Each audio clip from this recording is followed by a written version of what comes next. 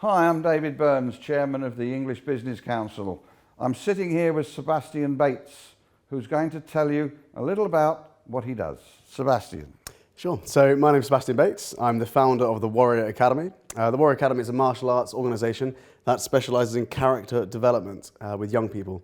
So what that means is we aim to radically transform the lives of young people by developing their confidence, conduct and concentration. So, did you train the Karate Kid? No, I've probably trained many little karate kids who have probably grew up to be similar though. So tell us a little bit more about the business. How does it work? Yeah, sure. So about 10 years ago, I started the Warrior Academy. I've been doing martial arts about 25 years around the world, from amateur to professional level. You know, I started off doing one small village club, and you know, the idea was to mentor young people with this kind of focus on character development. You know, developing their moral compass and helping them grow up with strong values. And that soon gained a lot of popularity. And within 2 years, we had over 250 members. And eventually it grew to over 1,000 members in the UK. And now into Dubai over the last year, where we've got about sort of 40 clubs here and about 40 clubs back home. Wow. So your business teaches martial arts and teaches character building, any particular age group, level? Yeah, so we take from 4 years old all the way up, to young adults. Essentially, the goal of our program is to help children develop into happy and successful adults. And they can do that through martial arts? 100%, yeah. We say martial arts is one of the best vehicles for developing a child's character.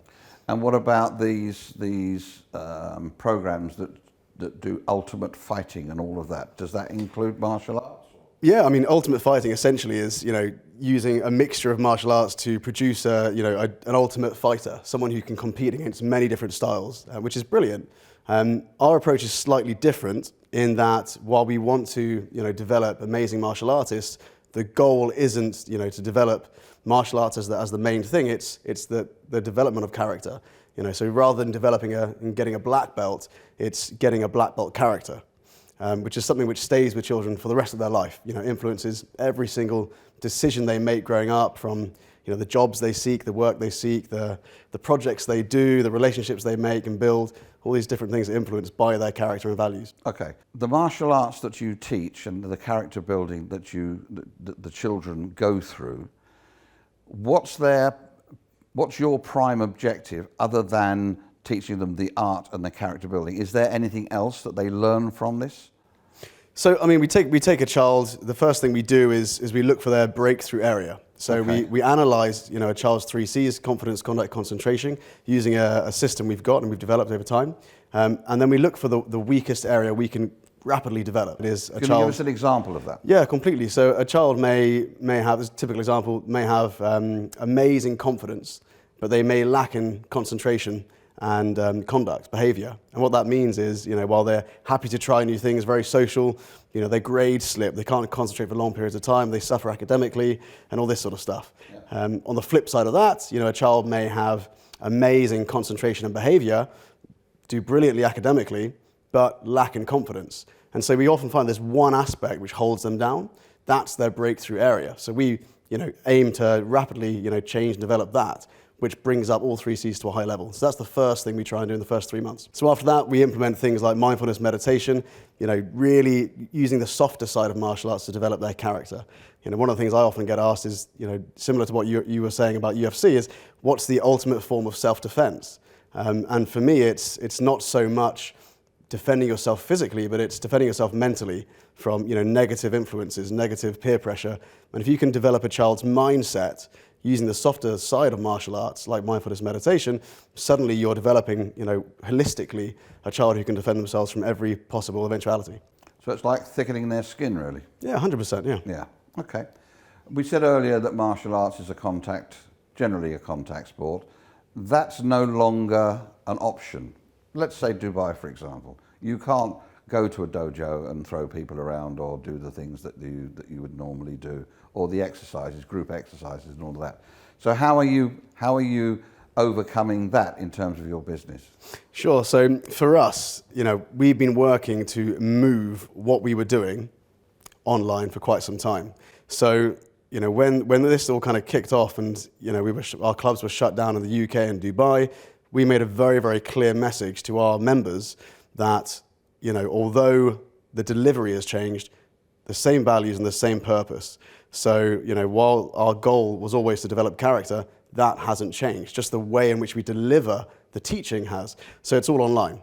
So, we have a system in place where we're teaching live classes throughout the week, but we've also got this, WarriorNet 2.0, which is the evolution of our original WarriorNet, which essentially is, 9 hours of content for a child to digest with accountability over a period of 3 months. So with our program, children can train an hour a week, every single week for about 5 to 6 years. At what point do they leave you and go into adult life, if you like? So we've got a 4-step methodology called the Warrior Method, which I published in 2018 in the book The Warrior Method.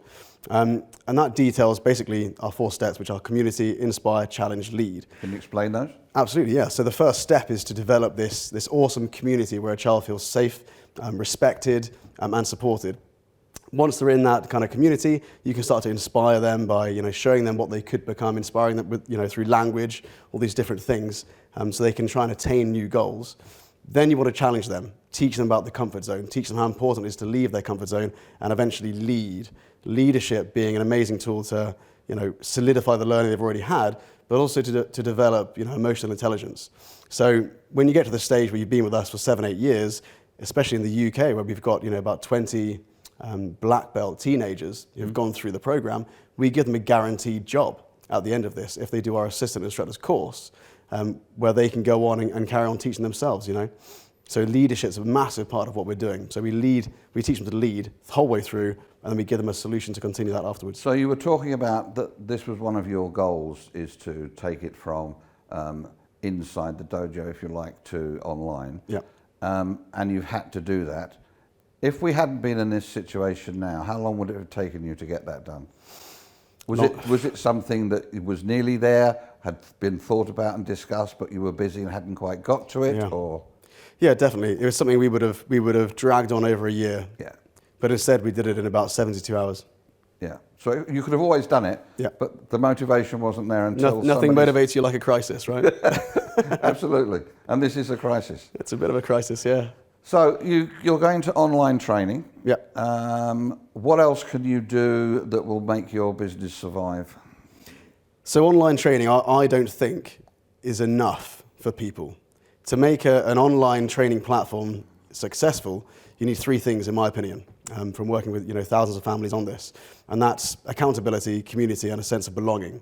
Yeah. And ultimately, a lot of that is down to things like culture assets, the feeling you've got when you're part of that community, the language you use within the community, how you share things, and how you connect with your members, and accountability, how you can monitor progress, track progress, and keep on top of it. So people are always feeling like they need to achieve the next thing. So how do you do that?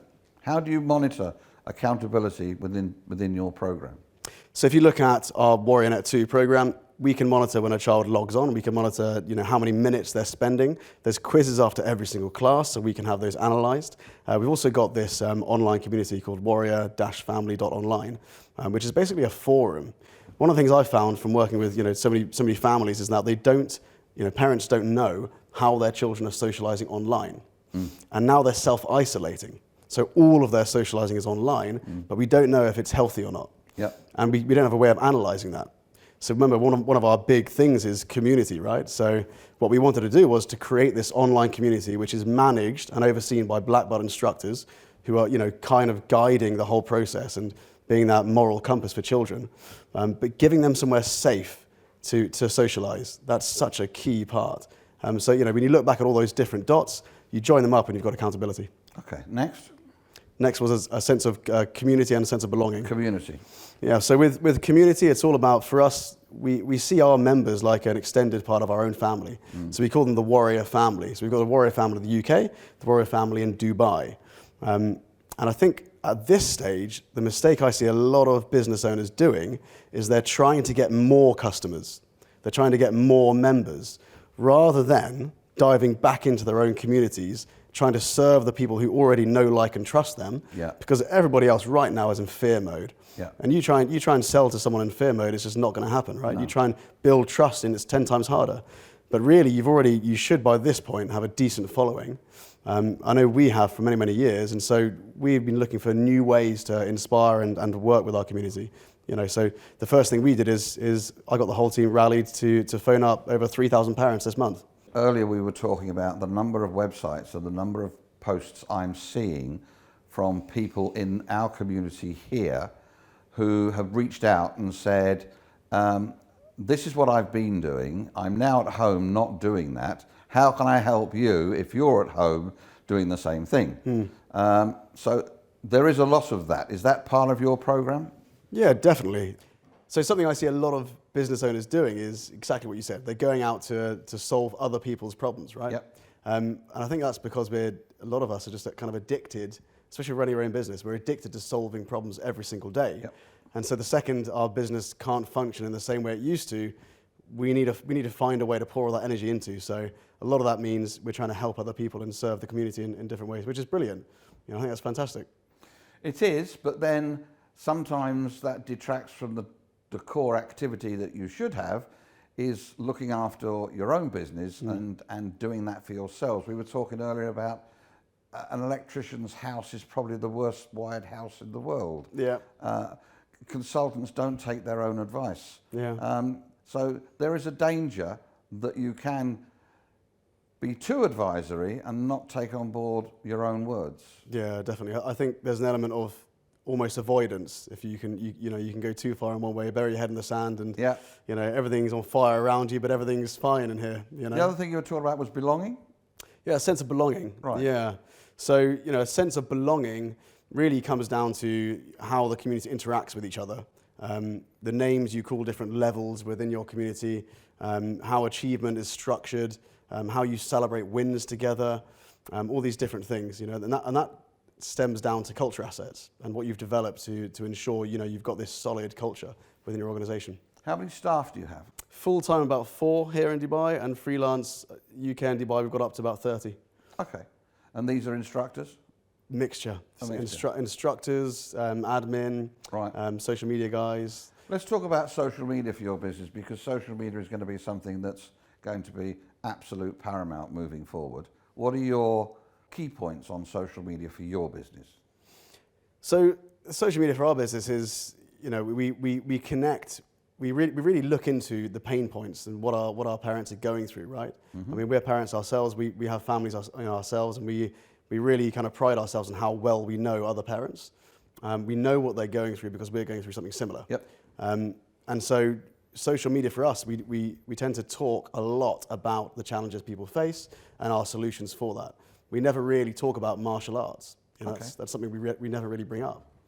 Because that was something that what we quoted earlier, was the fact that social media is not for a sales pitch, it's for being social.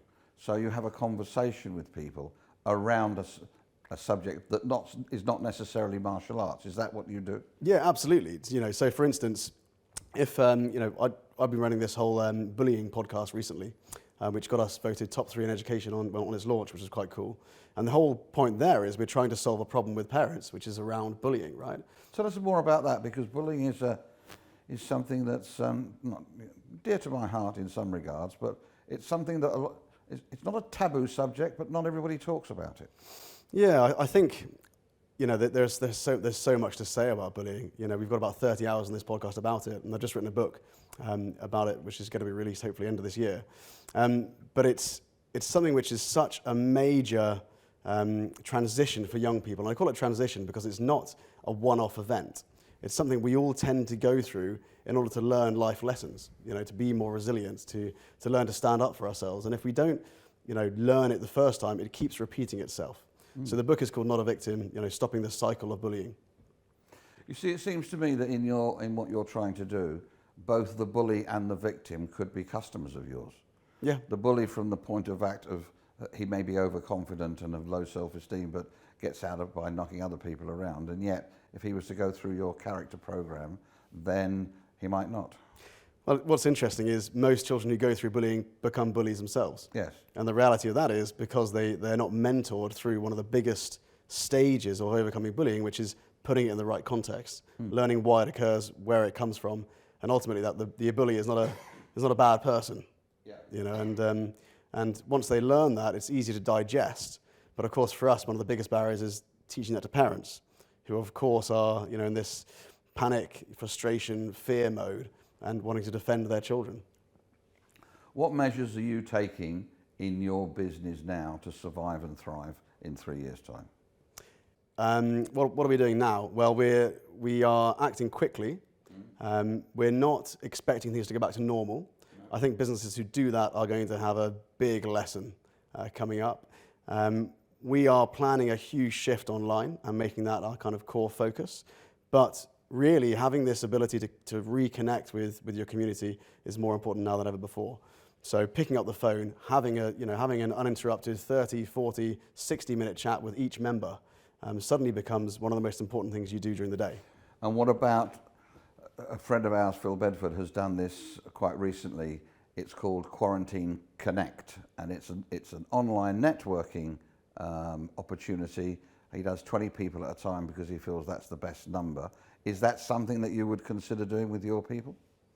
Yeah, definitely. I mean, we connect every single day through the lives we do, through the groups we run, through the online forum we've created, and all those different things. So, having a way in which you can communicate, which is something everyone in your organization or your community can do is vital, definitely. Okay, so communicate is something that is top of your list. Yeah, absolutely. What about financial measures to make your company more lean? Is there financial measures that you've looked at, or is there things that you can't look at, or what?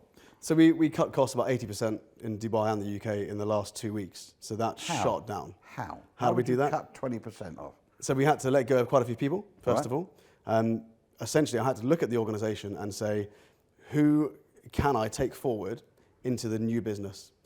So we had a meeting, I talked about our vision, our values, what the new business would look like, what that's going to take for us to survive over the next 7 months and evolve into this new business. And then I got feedback from who I thought would be able to go with me on that. And that leaned our team down quite a bit because it was quite a bold vision.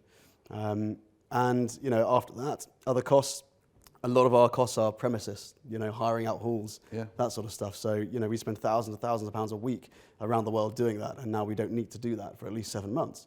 So that's shot down costs as well. Why 7 months? Is that the incubation period? Do you think it's all going to finish? So a lot of our work is term time, right?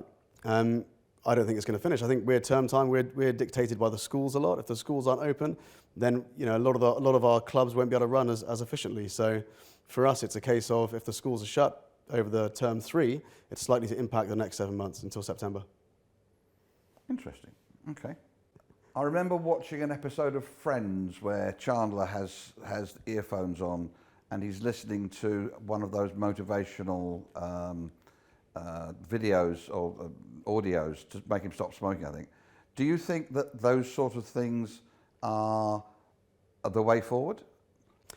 I think, an audio video or a video of the way that the martial arts should be carried out or should be trained, or? Can you learn from video and audio? Yes. Is that the question? Yes. Yeah, 100%. I think you can. I think you can't beat human interaction. Which you don't have at the moment. Yeah, totally. Apart from online. But of course you do have, in the past you just have library books. Now you've got videos. Now you've got lives. So you can literally be coaching someone, telling them to put their right leg back, their hand up here. So you've almost got as close to interaction as you possibly could. The next thing, of course, is holograms and 3D instructors and that sort of stuff, which, who knows, in a year or two. If the whole world right now is focusing on streaming live, and there's a huge amount of business going through that, how long will it be until you can have your private session, 3D hologram next to your instructor? Yes, it's a question of time, isn't it? Yeah. Because that's going to have to come. Yeah. And that will come. It's already here. I've seen artists who have passed on years ago being recreated as a hologram on stage doing the same things as they were doing before. Yeah. Okay, I've got some quotations from various people around the world that let's have a look at one or two. There's a critical need to master the skill of leading remote teams because people working from home, and if you talk about your students, they're remote. Is there enough training out there for people to do that? Is there enough information for people to do that? Is there enough information to teach people to lead a team of freelancers? Yes. No, I don't think so. I think the information's out there, but most people won't know how to access it or where to get it, and ultimately it comes from mentoring. For me, I think we work with freelancers for the last 10 years around the world, and I've learned so many lessons in doing that. But I see so many typical mistakes from people when they name some of the typical mistakes. Whenever there's a mistake or miscommunication, it's your fault. It's not the freelancer's fault. Every single time. Because ultimately, you've got the ability to communicate it in a way they can understand it, right? Yeah.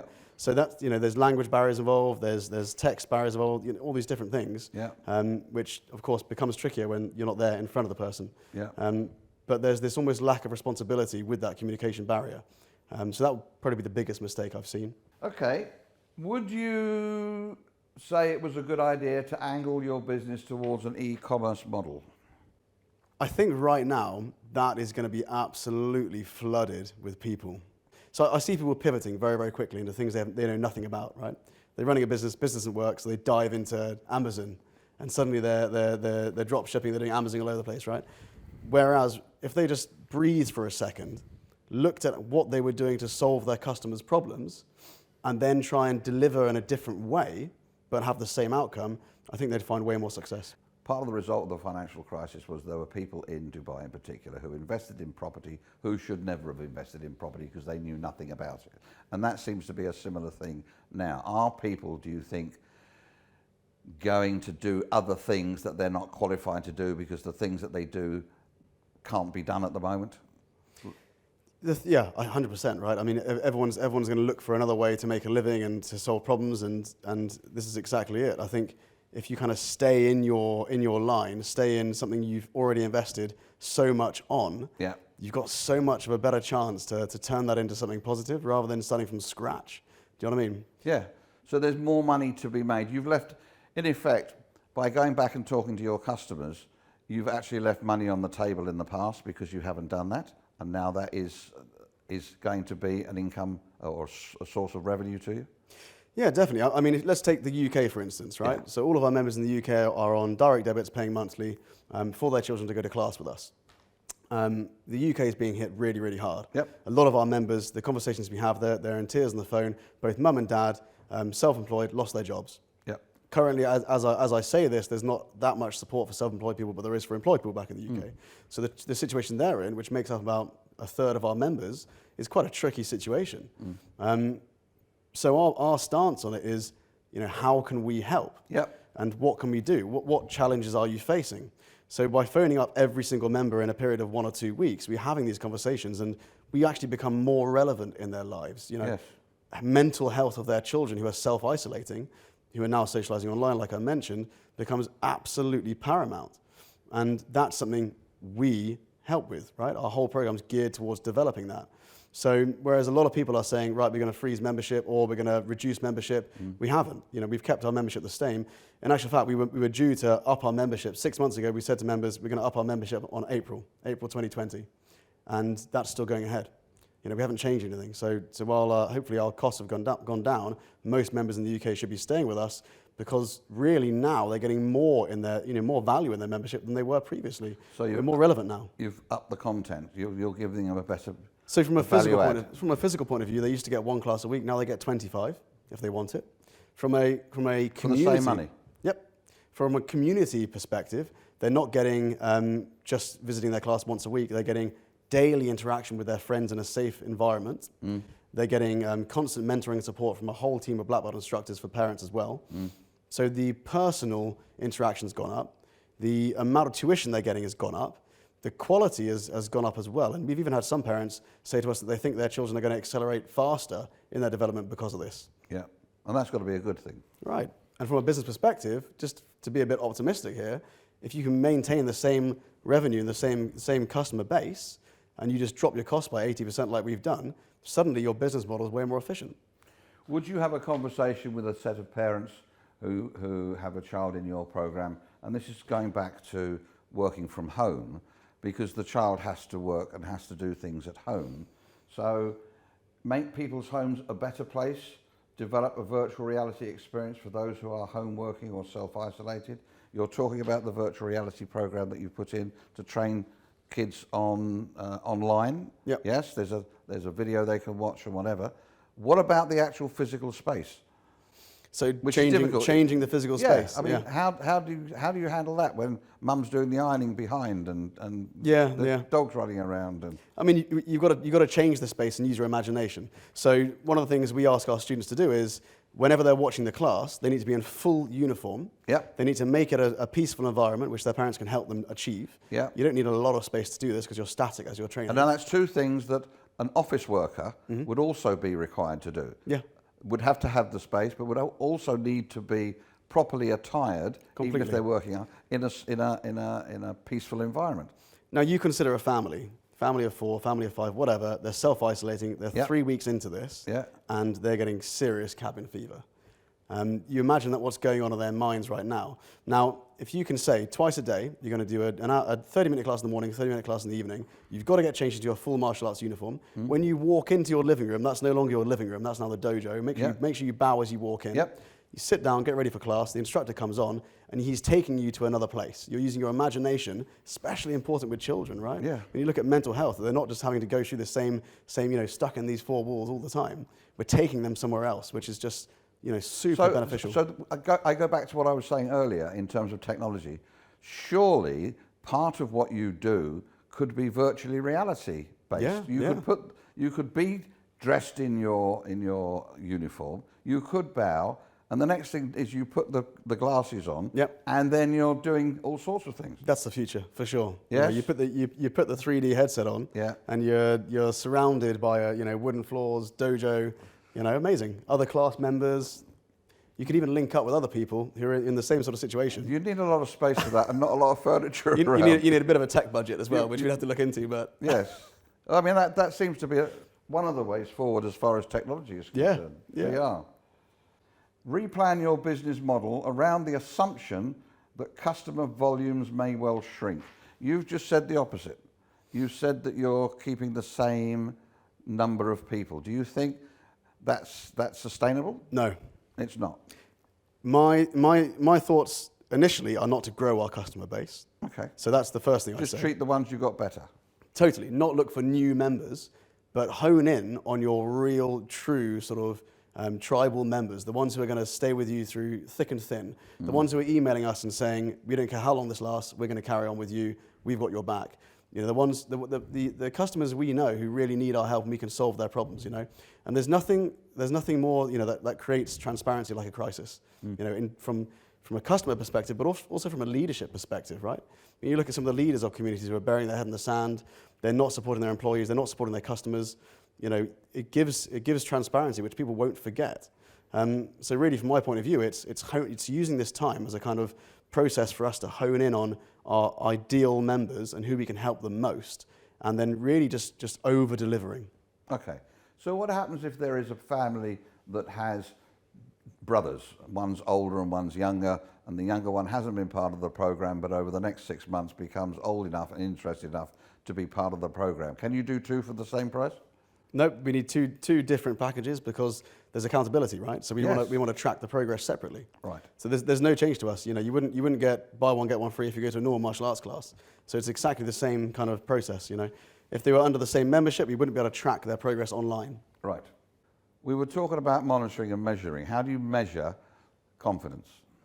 So measuring confidence, you need to kind of have different steps in place. So we ask students to lead a class, for instance, or we ask them to break a certain board, or we ask them to write down things that they need to improve. And in order to improve those, they'd have to be confident to do it, right? And a lot of that stems to what we call the communication triangle. So we work with the instructor over here, the parents here, and the school teacher here. So we try and develop this communication triangle. And ultimately that gives us insights into how they can develop their confidence at home and in school. Okay. There were 3 elements, wasn't there? Confidence, conduct, and concentration. Conduct and concentration. How do you measure conduct? Conduct, that comes down to, it's more of a feeling. We ask parents to tell us, how courteous are their children, how courteous are they, how they're behaving at home, that sort of stuff. We give them a daily habits routine they have to do. A lot of what we're doing with children in Dubai is helping parents, preventing their children from feeling entitled when there's so much abundance around us here, which isn't necessarily normal in the rest of the world, or when indeed some of these children go back home. Yes. So we teach them a daily practice of gratitude. So they have to write down 3 things they're grateful for. Wow. If they can do that for 90 days, they've got a lot of things they're grateful for. Sure. And we ask them to visually represent that as well. And the last one? Concentration. And how do you measure concentration? We get feedback from teachers in school to see if they're focusing more in class, but we also ask them to meditate for a certain period of time. So with what we do in our gradings for new belts, children have to meditate for at least 5 to 10 minutes in front of their parents, in front of us, without fidgeting, moving, itching, and concentrating for 5 minutes. You see, I've run sales teams before, and it seems to me that there is a variation on those 3 points that you've just mentioned in terms of measurement that you could slightly alter and apply to a sales team. Yeah. You could do exactly the same thing, but measure. Is that the point I'm making? Is that there is a possibility for you to have a different income stream if you monetize that for a different group of people? Well, I guess, what is character development? We've simplified character development as much as we can so that it's digestible for busy families and children. But ultimately, if we work on these core strategies and philosophies that we've got, that can be applied to anyone. So why not apply it to anyone? Why not put together either a blog or a video or something that you can sell to organizations to tell them how to increase confidence? Because confidence is a huge part of selling. Yeah. I mean, there's so many different things we could do, right? Especially now when everyone's had their core business shut down. Not everyone, but a lot of people. And then within that lies the challenge. Do you start to pivot and try all these different things, or do you use this time to get a laser focus on a particular niche?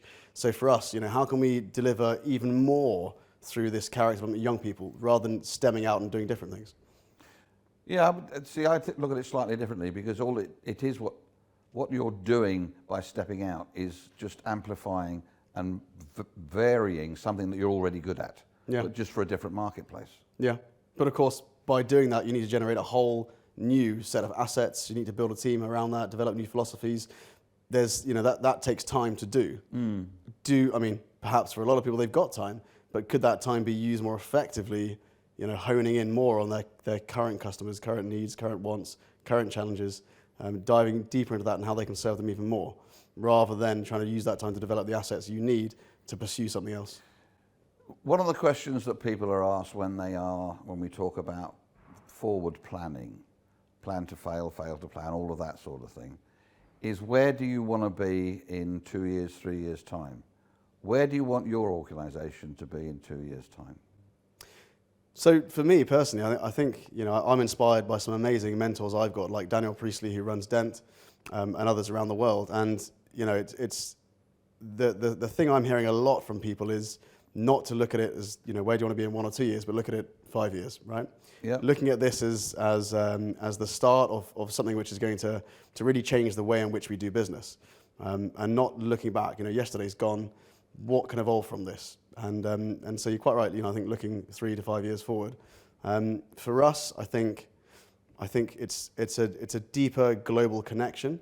I've really enjoyed the fact that we're here in Dubai, and it almost feels like we're kind of in the center of the globe when it comes to travel. There's Asia down the road, there's Africa down the road, Europe's just over there. We can use Dubai as our central hub and connect way more places around the world. That's what I'd like to see. How we do that will be quite different, I think. I think it won't necessarily just be full-time dojos that we're running, but it'll be courses, classes, events around the world. It's amazing the number of people who have the same business model.